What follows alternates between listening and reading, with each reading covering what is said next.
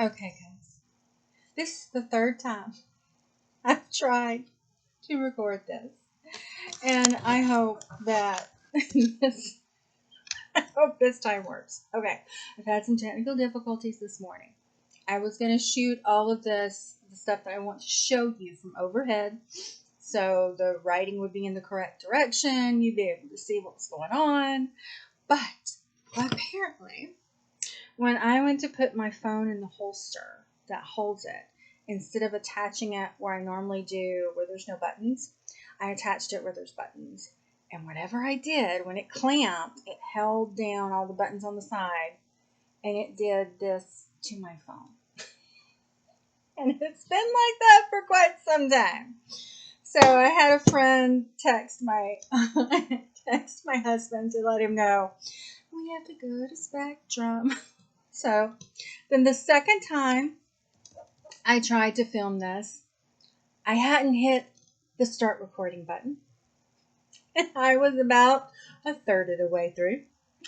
And then the last time I tried to record it, I had a headset plugged in, so it picked up no audio.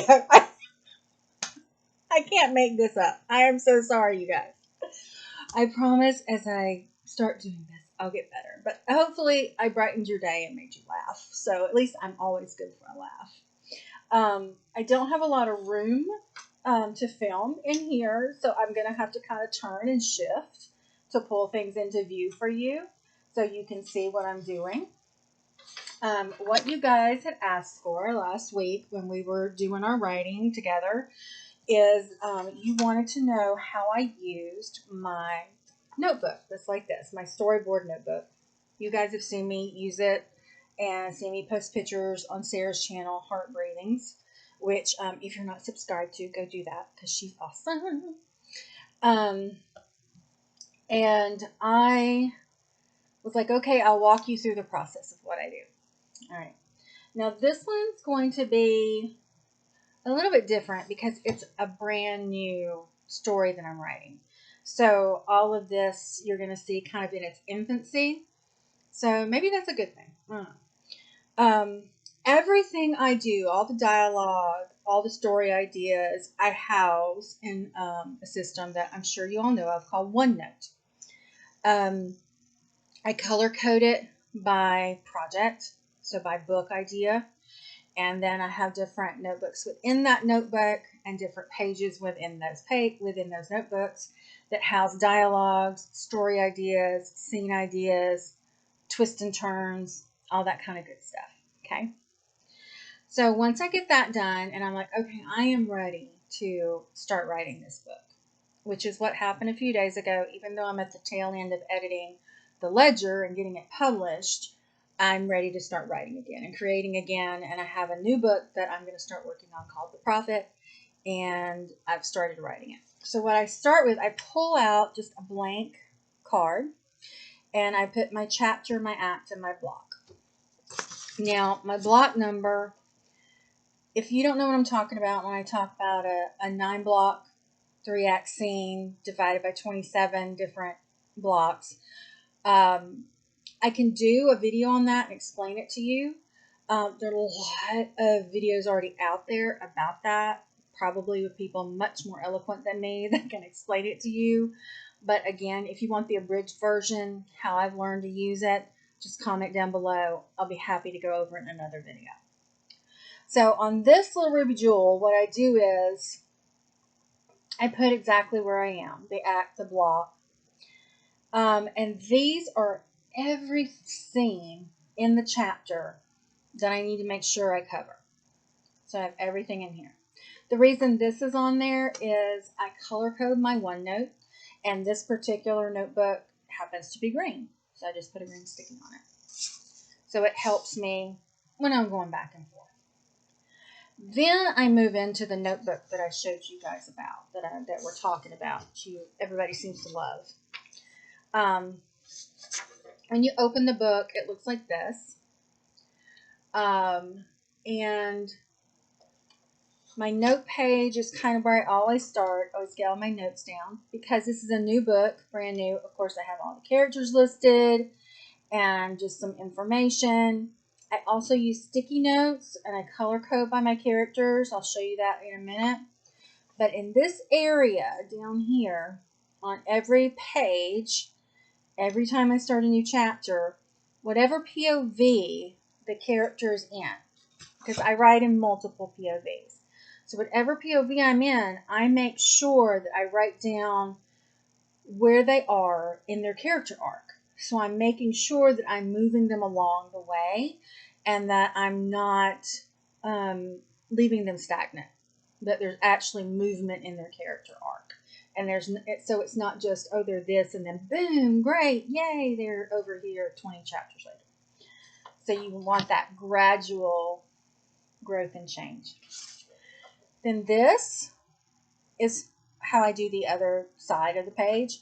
Again, screenwriters would use this totally differently. They would have this sketched out with, a beautiful setting and, this person stands here, this person here. What I do is I remember and put down the things that I want to convey in the chapter. I break it down, though, more in depth than on here. So everything's broke down. On this column, this is where I put dialogue that I cannot forget to leave out. The important things that are going to come back and be part of the mystery. You allude to something. You drop a plot bunny. Really important things. I'll list down through there so I remember and do it. And then I'll even kind of tag the book sometimes, and I'll even write on a sticky note that's like one of these and leave out the side that says, where that is and what it is. The other thing I do, I told you that I showed you I color code my my characters, but I only color code the ones that are going to have a POV, that are going to talk in the story. I don't do it for every single character. I do that because, and I write it on the spine of the sticky, and I do that and leave them on my desk. So if I'm in the middle of writing in chapter 1, and I'm writing a really good scene, and I'm like, oh, you know what? In next chapter, I should have her do this, this, and this, and refer back to that. Then whoever it was that's speaking that needs to say something else and bring that up again, I'm going to write that note on a sticky. Then I'm going to take that and put it on my notebook in the next page that will start the second chapter or the 40th chapter or whatever chapter you're on. And it's just a way to keep me on track and help me keep up with things. It's just the easiest way for me to do it. I know there's a lot of people who do everything online now, and they don't keep written. But I am a pen and paper girl, and it has always helped me creatively to write. I guess it activates something within my writer DNA, but that is what it does for me. So that's why I do it. Anything you want to know more about, anything you feel like I didn't explain well enough, because I will admit I am very, very flustered today. I can't believe that happened, my poor phone. Just comment down below. I'll be happy to recover anything. I'll be happy to redo this once I get my camera up and in action and shoot it from above and talk you through it that way. If you want me to, just let me know.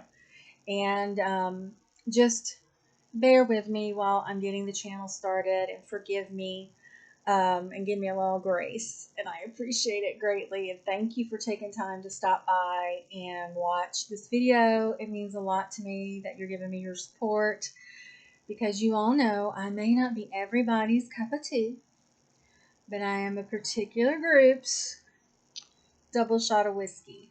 And I'm very happy to be yours and very proud that you find me just right. And I will see you guys next time, and I'll see you soon in one of our sprints on Monday nights from 8 to 10. Bye, guys!